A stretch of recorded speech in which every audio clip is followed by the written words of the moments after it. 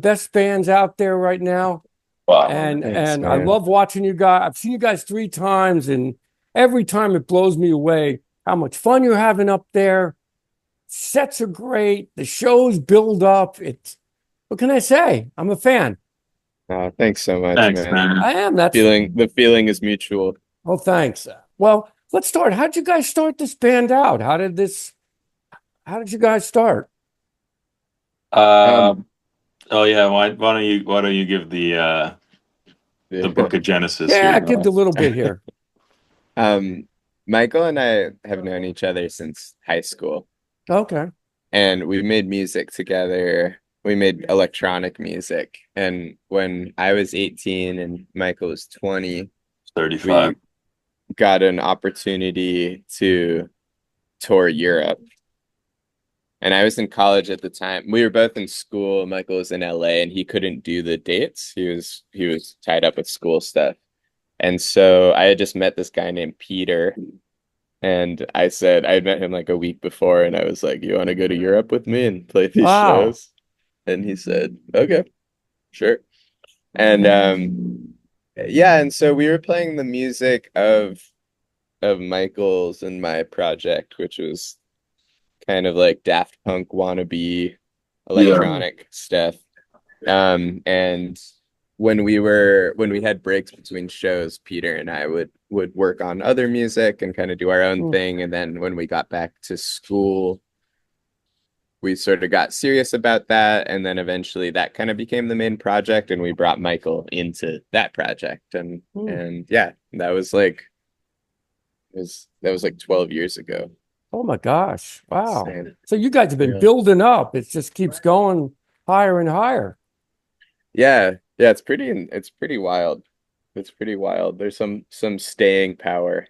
There's some sustainability thing that we've locked into. That's Yeah. 'cause it's hard for bands to stay long together, you know? It just there's It always is. turmoil. I mean, Yeah. I think we also like we hit sort of like this weird kind of like event horizon with the pandemic where I Mm. feel like it kind of cemented us in it sort of just like reframed because like we couldn't play shows and it basically just became about making music Right. even though we're such a like show oriented band. um for me it kind of just felt like I see bands now or I see like kind of newer bands and I'm just sort of like thankful that all of the for the most part all of the kind of like inner workings and the internal politics are like super chill and super figured out because we just it's Mm. like this is all I really know as being in this band. So Mm. I think that it's key that we went so long without any sort of commercial success. Okay. Like I think that if we had become successful when we were younger, it could have blown apart. We had, we used to have more arguments and things, Mm. and then I don't know we now. got our first Grammy and then That's it, huh? Wow. things kind of really we I tumbled. know that. I saw it last year on the telecast. yeah, they Yeah, said you were we there. Yeah, you actually saw it. we got a Grammy for winning the most Grammys of any I It's a one new person. category. was in Yeah, the most second row. Grammys won I was in Granny the second row Grammy. sleeping when you were up Oh, Yeah, there. okay. yeah. In a That's what week. happened. So who are you guys influenced by? What kind of bands that you listen to that shaped your sound or your playing? Well, it's all over the place, but I mean, obviously, Liquid, Oh, Yeah. Conk, Talking right. Heads. Um, I don't know. I mean, it is really pretty all over the place. We all Yeah. came from pretty wildly different musical interests and backgrounds. I mean, Michael can talk about his Mm, background is much more rock oriented. I really mm, liked punk and stuff, and then I also really liked Brazilian music and all this other mm, stuff. And Peter was into a lot of psych rock and Beck, and he was really into mm. 90s stuff. And I don't know. I think that there's this album that we made when we were it was kind of what happened while we were in college and then just after college. And it's the first album that we ever released. And it's like the forgotten Simon Spine album, you know, Oh, really? no one Okay. really knows it exists, but Look at the it's sort Grammy. of, it's really all over the place. And it's kind of cool. You know, I very occasionally I'll like do a little skim through it again, and it's really all over the place, and it's a good depiction of all of these different, very disparate music tastes. I think that what happened was we moved to New York, and New York has a sound, obviously, as you know. It does, yep. It has a sound. There's circumstances, physical circumstances and logistical circumstances that create that sound, and that factor in things like space being a commodity, working in smaller spaces, usually with fewer people, you know, and the influences and the jobs that we've had here.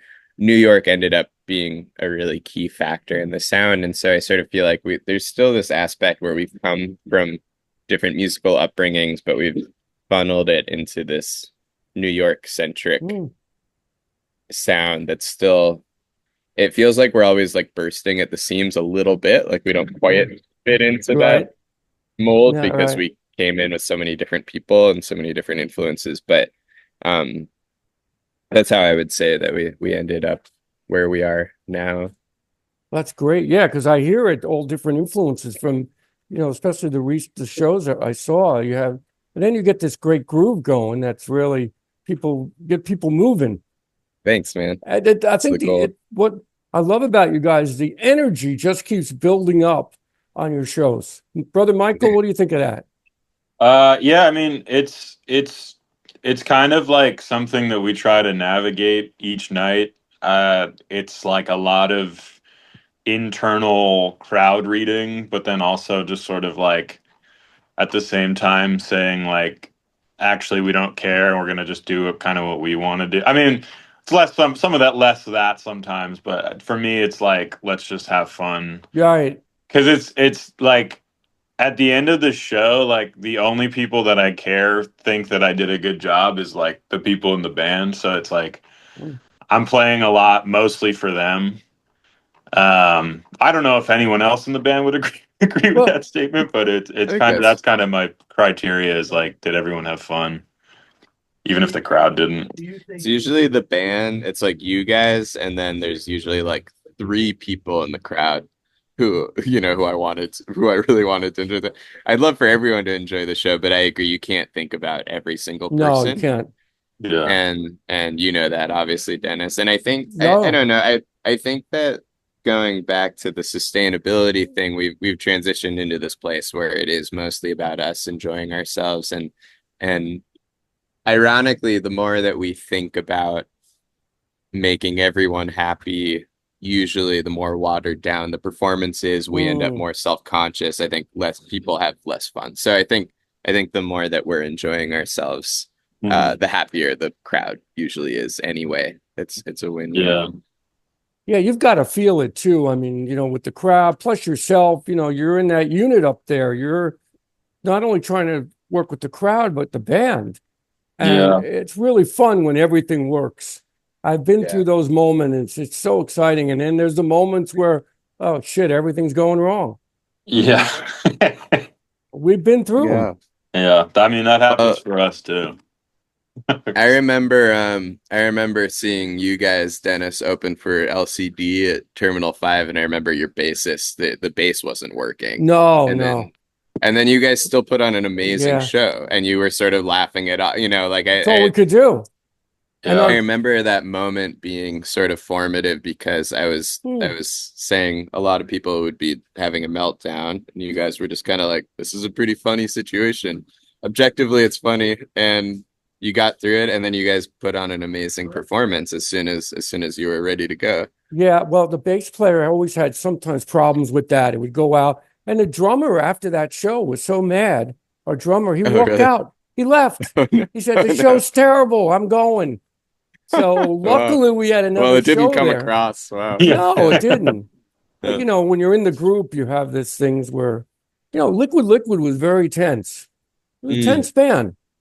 I mean, we weren't super friends like you guys, just really, I could see, but we did it, but it was at times very tense because, we're young guys playing in these big clubs and so it got pretty rough there, but we pulled it off.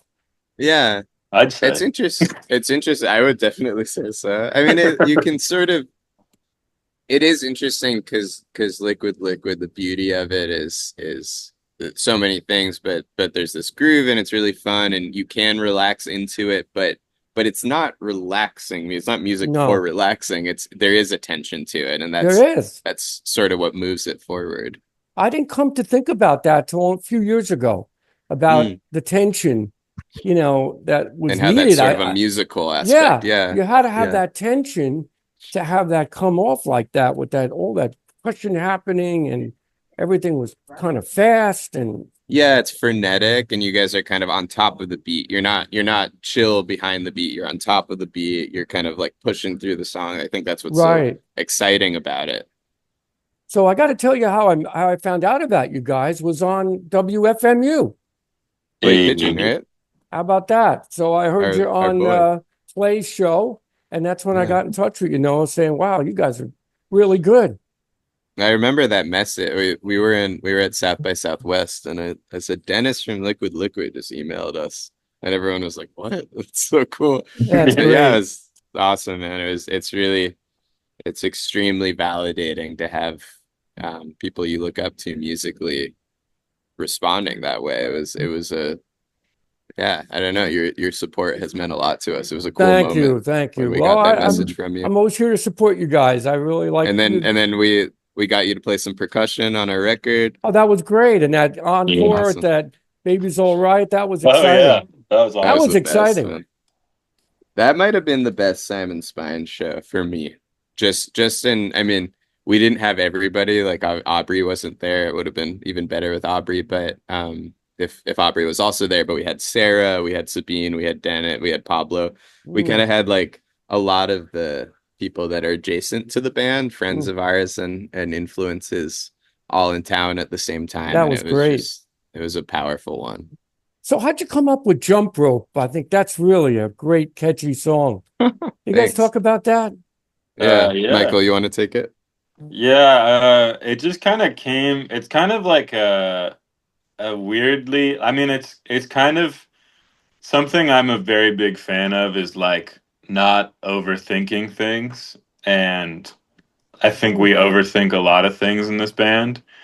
But Jump Rope is a good example of where it was like, I was living with Noah at the time, and we were just kind of had like, I think it was like roughly the bass line sequenced, just kind of running over and over. And then we just sort of built like a very rough skeleton of it. And I was wearing a shirt.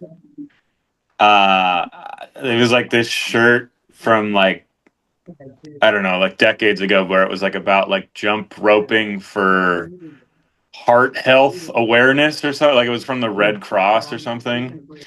And Sabine had come over later that evening, and we still were like messing with the tune.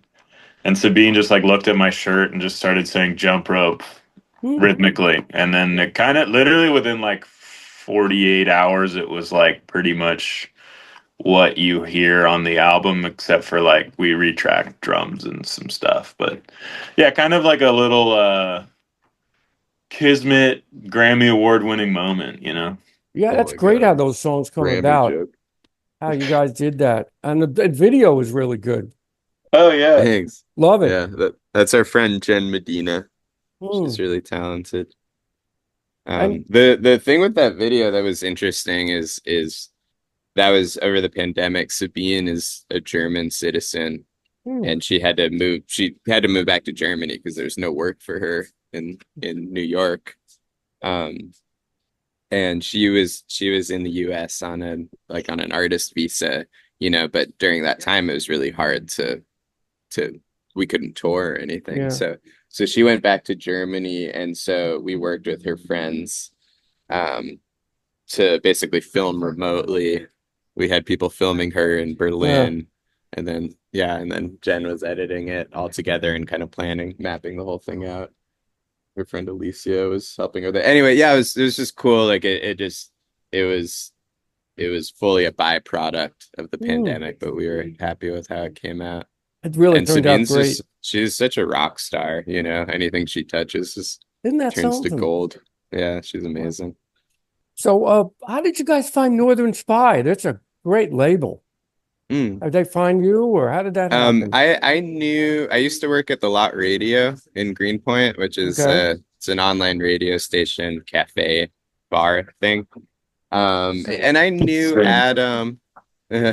I knew Adam from Northern Spy because he had a show there, and I was playing with another band at the time, and that band was wrapping up. You know, I could tell the end was on the horizon with that other band.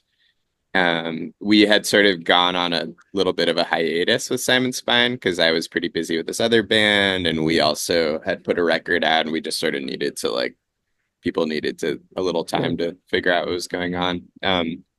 Anyway, we had gotten back into the Simon Spine mode. We were making music that I was really psyched about, including Jump Rope, including Milk, including some of these other ones from Charismatic Megafauna. Right. And yeah, and I was on the road in Europe with that other band, and I emailed Adam. I said, "Hey, this band I'm currently in is breaking up. I'm going full in on Simon Spine again. We have some new music. Curious what you think of it." And yeah, and he said you should. I think I was like in rural Sweden or something, sending the email from the band, and he said when you get back to town, you should come into the office. And yeah, that was that base. I really, I don't know about these guys. I don't know if it was as big a deal to them, but for me, I really wanted to go somewhere out of the city to make the record. And Northern Spy had the studio in upstate New York in Catskill. So that was kind of a no-brainer. We were like, yeah, and they have this amazing, like they've put out a lot of records we love. They do. They put out a lot of good records. Yeah. You know, because there's so many labels out there now and so much stuff to weed through. You know, there's so much music out there, but it's hard to find. You know, you have to keep looking for good music. Yeah. Play Pigeon, man. He's good for that. Oh yeah, that he is. I mean, if he really likes you guys. He's the man. He's so sweet. He's had us call in a couple times. Yeah, that's really something. He's done a great service. I try to catch him a little bit in the morning, and I heard you guys. I said, "Yeah, this is what a band." You must have an early schedule. I do. If you're catching I get up early. How early do you get up? Like 6 a.m.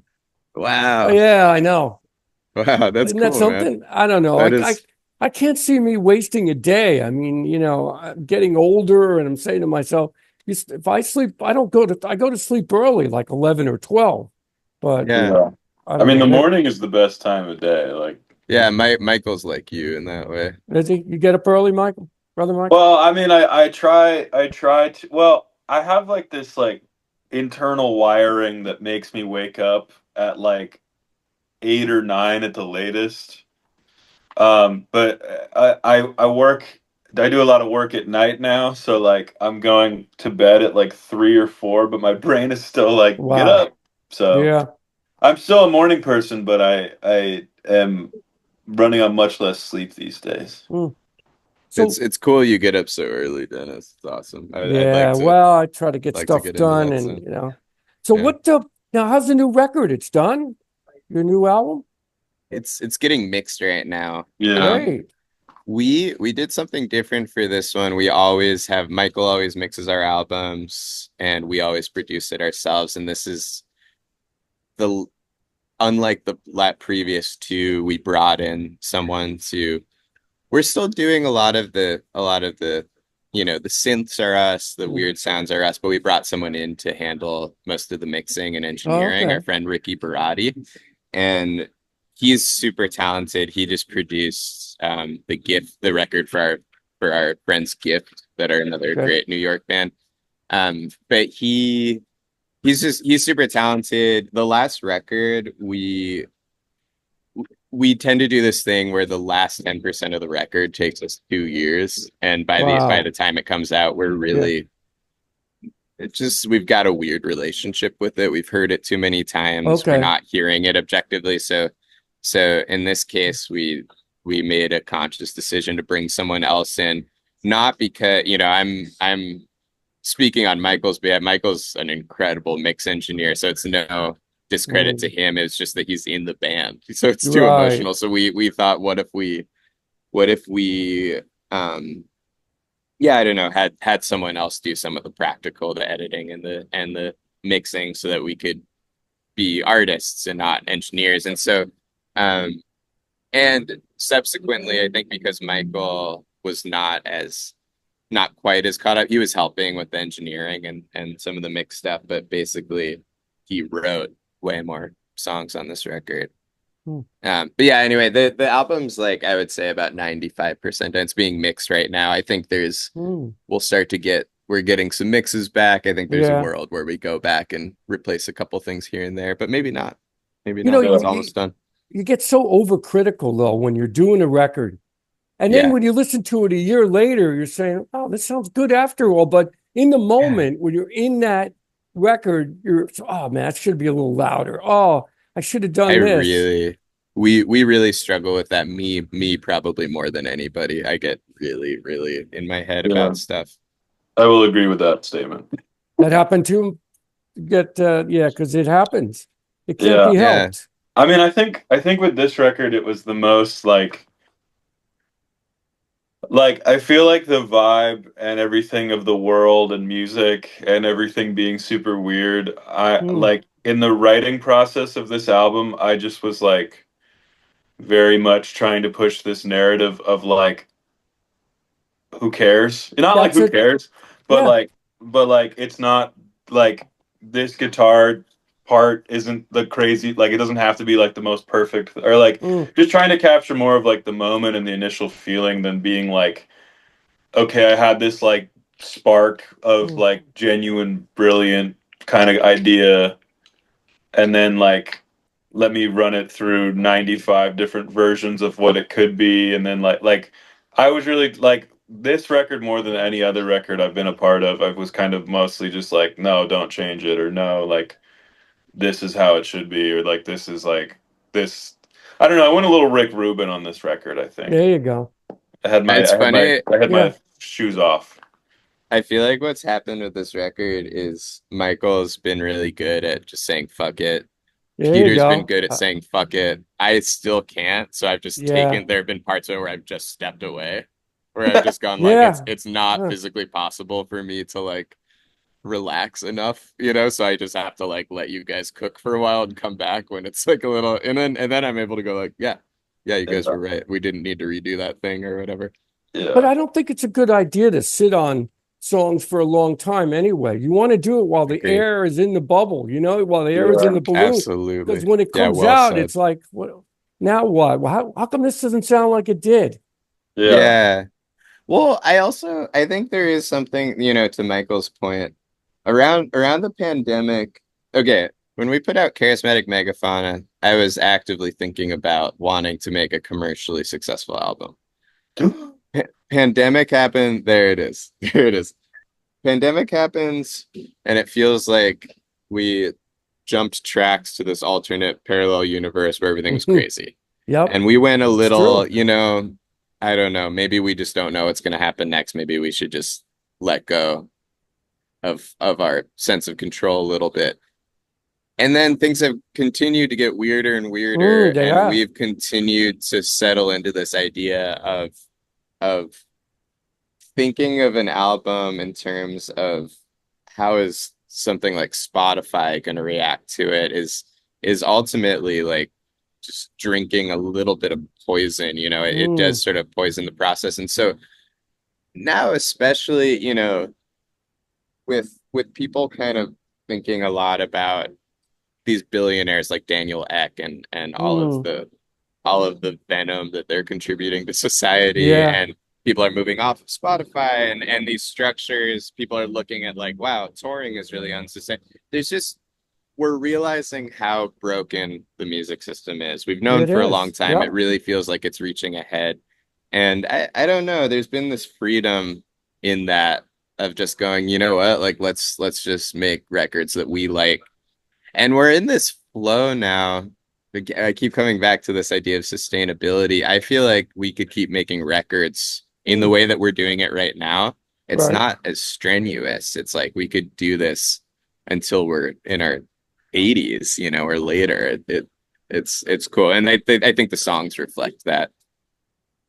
Well, I think also people's attention spans are like so limited. I mean, that's another Shot, thing. yeah. They're shot. I mean, Yeah. less than a second, they're going to the next song, next song. Yeah. That's why it's important for you guys to play live, because the Yeah. live element is still happening. I mean, Yeah. there have been people like actively telling us for 12 years now, like, you know, oh, this will do it, or like this will really like land well with these markets, or like if you do this, like car companies like this for their commercials or Yeah. whatever. Or like, you know, like people actively telling us like you should like reach out to professional jump ropers Wow. and have them make TikTok, like, Yeah. and it's like that all that stuff is like it just kind of defeats the purpose It of does. like it's just sort of like it really kind of, I mean, it is at the end of the day like a product. Like you go to the store and you buy a record, but it really kind of is taking the soul out of it. So I think that's also kind of coming through, is like just sort of with every record we do, we're just more and more burnt out on like, you know, people being like, well, you need a hit, you need a No, TikTok don't worry hit, or about that. you need like you know, something Right. that the models can dance to. And it's like I'm like, we're gonna write this song that's about like a space pirate or something. Just like let it rip. Yeah. I do think that there's this realization that the people who are unwilling to listen to an album that's 40 minutes long, it's all good. I get it. It's a weird time. People time feels limited. It feels like you're crammed with information.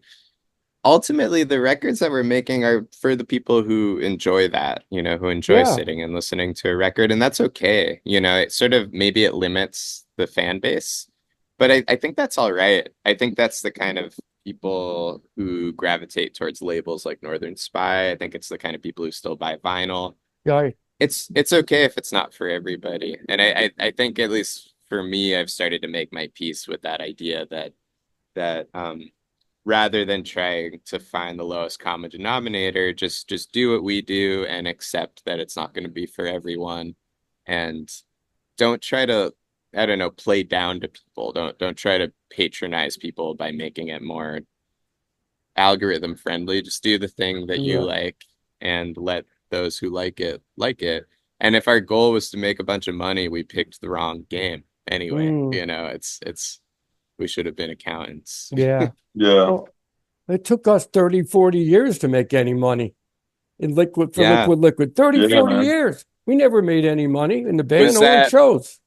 Is that That's when White Lions comes out? Is that the first time that you guys Well, start we to got make finally money some as a rights band? back from that, but it took a long Yeah. time. Yeah, you I guys mean, had to, but- you guys didn't get credited, right, initially? Not really. No, not White Lines. No, but That's so that crazy.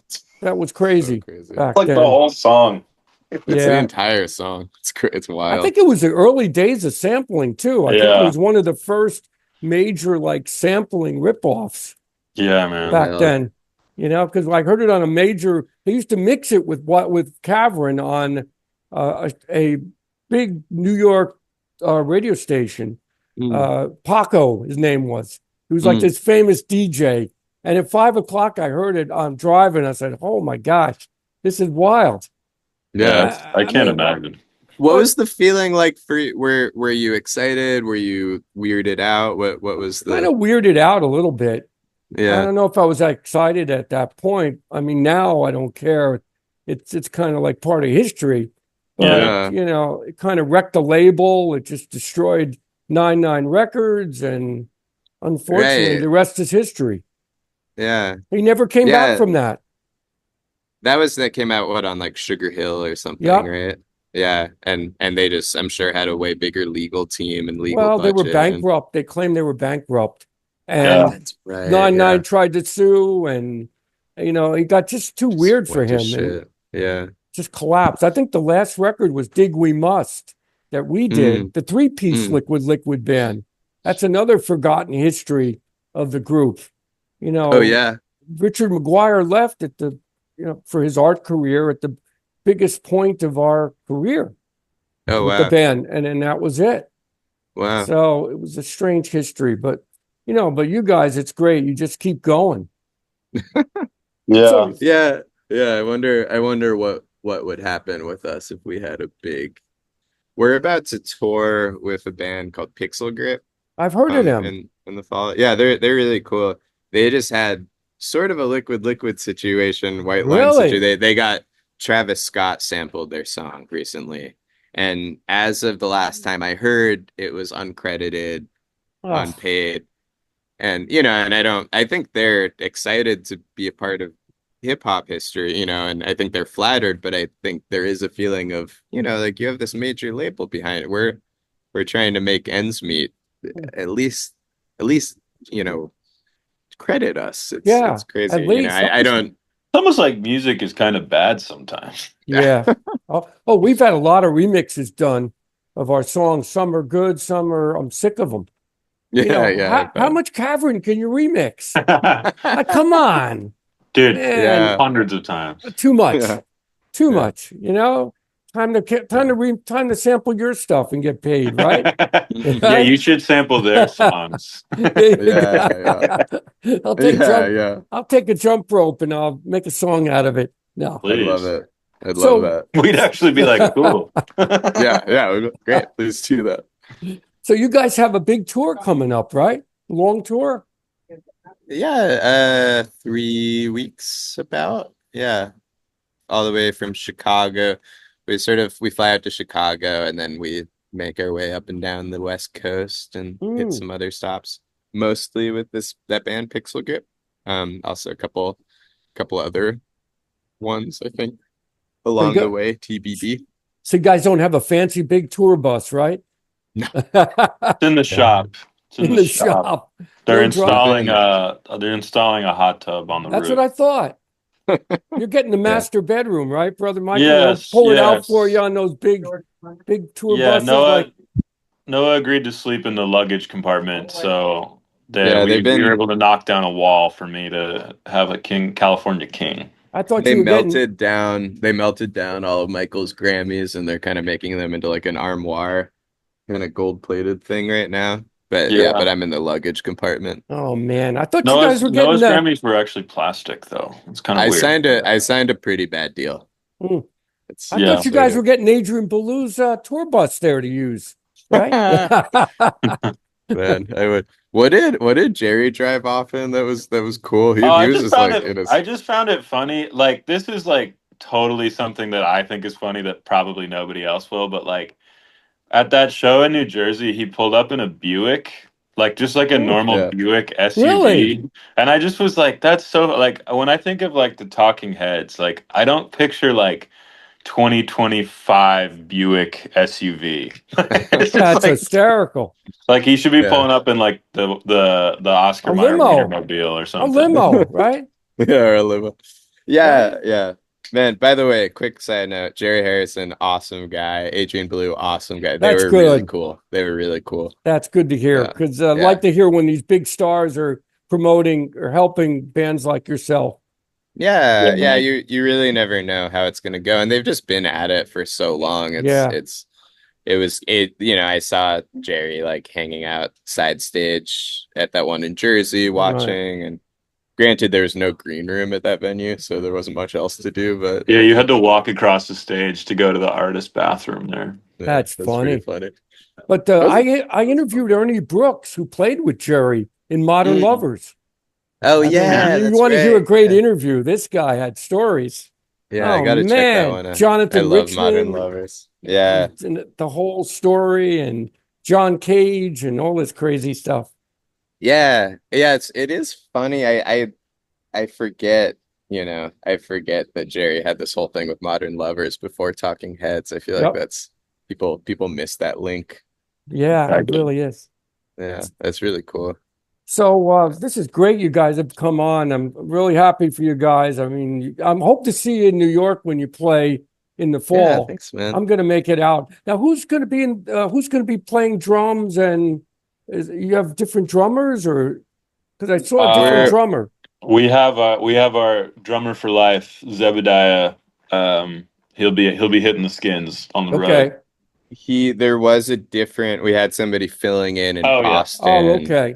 on the Jerry and Adrian show, just because Zeb was in Singapore for a Oh, wedding. wow.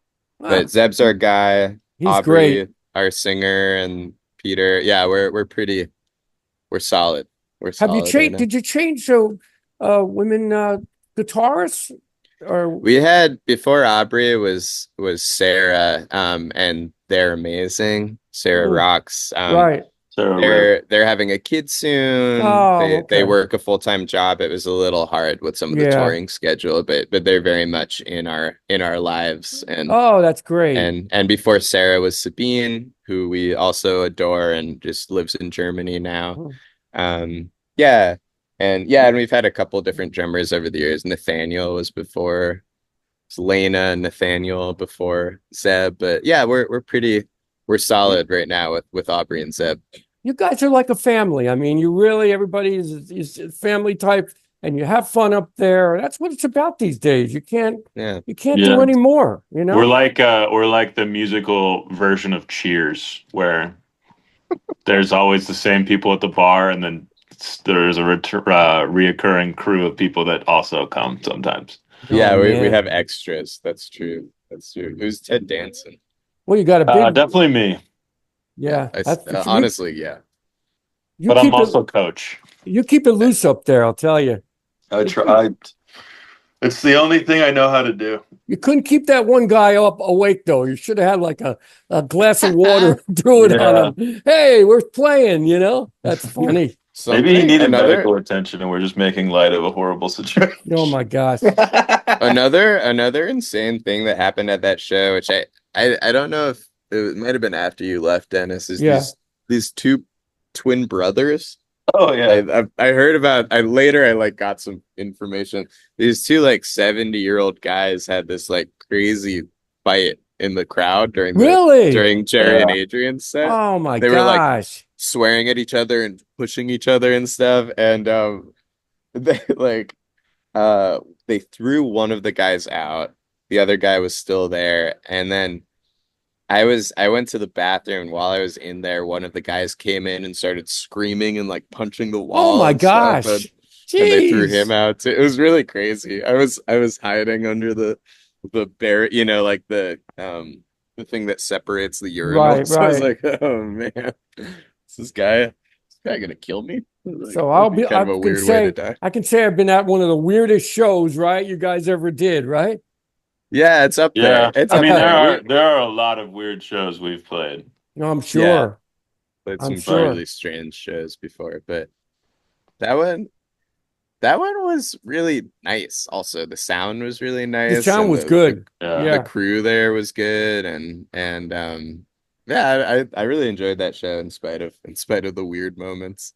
Well, you really play at those kind of shows. The band gets better because you're playing to like an audience that most of the people didn't know your music. Yeah. I'd say 98%. Totally. And you still pulled it off.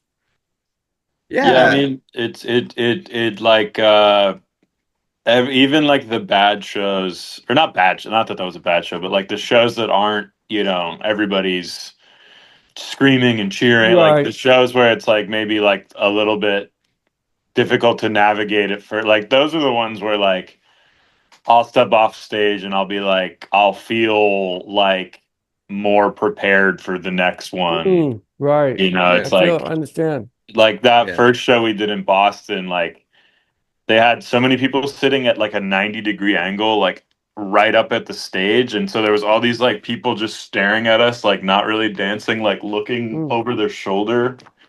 And I was kind of like, oh, okay, so it's going to be like not like a rave. Yeah, right. Yeah. But what was cool about that stuff, those shows in particular that put me at ease, is normally it is hard to play to a seated crowd, but I knew that um I knew that these were Talking Heads fans and Adrian Belew King Right. Crimson fans. So Yep. I was like, they like the weird sounds. They They do. like the kind of left field sound. So I wasn't like we've done shows to a seated crowd who didn't know who we were and had no context, where I've felt like this might kind of just be annoying to these, these people Yeah. might just want to have a drink at the bar and we're pretty Yeah. loud, and and that makes me self-conscious. But at those shows, I felt like, these are a lot of these people probably were at Talking Heads shows in the 80s. And now they're a little older and they want to sit and have a drink, and that's cool, but Yeah. they're probably pretty open-minded. Hmm. So, and it was like I found the crowds to be very open-minded at those shows. Yeah. Were you at the Liquid show at Madison Square Garden? Were you at that I show? We couldn't That get was you in weird. with LCD, right? Yeah, that was weird. No, I tried to get Oh, tickets to that. I couldn't that was get very it. But yeah, weird. you said it was kind of a weird experience It playing at was. Madison, Well, right? it was a New York Union were terrible. Well, We had to come on exactly at 8, and people were still coming in. yeah. It was really tough. I mean, all right, we played Madison Square Garden, but I think the band should have ended on a Liquid crowd instead Mhm. of an LCD crowd. But, that's the way it goes.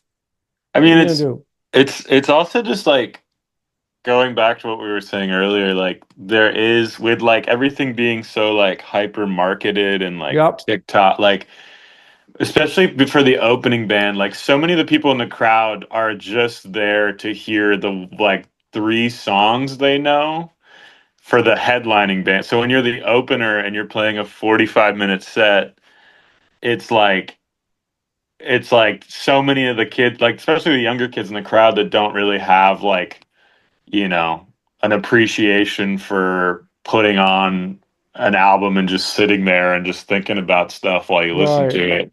It kind of makes it this really like uh you know, hurdle for the audience to be like, okay, well, I guess I have to stand at the barricade so I have a spot for when the Mm, last 2 songs of the headliner play. right. And so I agree. they're like on their phone, or they're not even. I mean, it's an honor to be at these shows still and be on these Yep. stages, but it is sort of like, okay, like I'm in your way, I guess. And that's kind of what just makes me want to like make my bandmates like laugh and stuff, is because like Yeah, have it is kind fun. of absurd. Well, you're the opening act, so I don't think there's as much pressure. I mean, but still, now you could at least have fun with it. That's my Yeah. final thoughts here. Keep it loose like you guys do. Yeah. My Wi-Fi died for a second, so I'm back on. I was curious, what were you saying about you were when I got logged off, you said we should have had the band something. You were talking about Liquid Yeah, at well, what do you mean, MSG. like at Madison Square Garden? Well, no, we Yeah, should yeah, have had our last show on our terms. Yeah. If we totally, were going to end totally. it, which we did, we shouldn't have ended it like that. But it Was happened. that was the last The Liquid last show, huh? show ever. Wow. It That is was sad. on paper, it's pretty cool to say our last show Yes, ever it is. was at It Madison is. Square Garden, but it does sound like it wasn't, the Mm-mm. circumstances weren't We only ideal. played 15 minutes. Uh, That's it. 4 or 5 songs. That was That's it. yeah. crazy.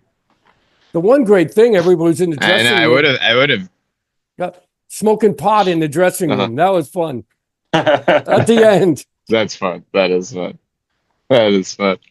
I would have killed to see you guys play at, I don't know, just somewhere small, Babies or something. I'm You glad know, you made it to see us. that would have 'Cause been awesome. it was the reunion shows were really powerful. I mean, they were really Mm, dense, and it was full of like a lot of energy. yeah. But Did it dredge up any old emotions, or did little it feel bit, different? but not a lot, but there was always tension. But Yeah, that's what happens with bands. yeah, So it happened. yeah, But that yeah. Tompkins Square Park show here, that was really good. That was a hot day. Do That's an awesome poster. Yeah. you remember the band Polyrock?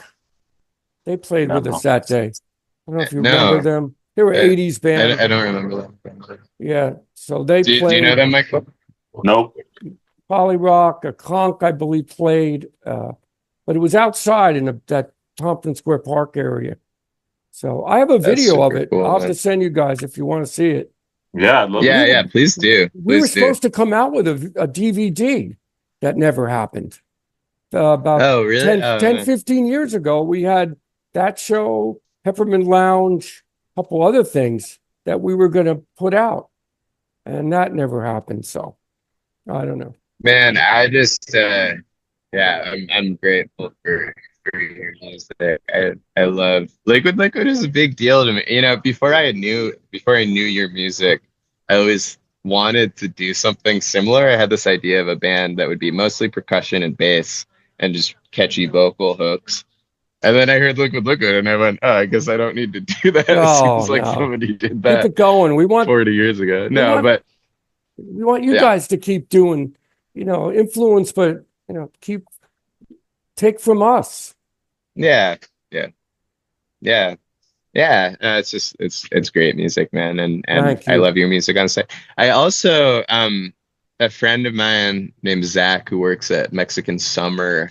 We were chatting once recently, and he was telling he's a big fan of all of your ambient music and all of the stuff you did in the 80s and 90s. And right. I thought that was really cool. Oh yeah, the electronic series. Great stuff. Keep trying to move the envelope. Yeah. So I should let you guys go. Thank you for doing this. I'm sure we can find your music. Bandcamp, the label. Yeah. Anyway. Okay. Anywhere that good records are listened to. Well, that's you guys right there. You said it right there. Good records. Yes. All right. Thanks you again, Dennis. guys. And really appreciate you, man. And I'll see you again at the shows. Yeah, let's get a pizza sometime, something. Yep. Okay. Yeah, let's do lunch or give me a call. All right. Yeah, sounds great. Take care now.